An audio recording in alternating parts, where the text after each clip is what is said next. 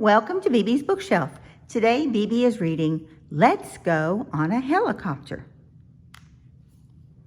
Let's go on a helicopter, whirling through the sky. A bird's eye view will nicely do. Let's see what we can spy. We wear our giant earmuffs to protect us from the sound. We're strapped in very safely when we take off from the ground.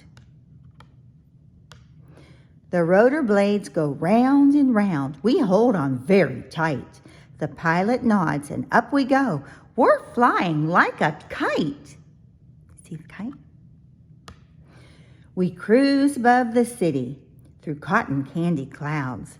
The buildings look like tiny toys. Among the ants, the crowds. We hover over beaches, spot surfers catching waves. And from up high, we even spy some secret, spooky caves.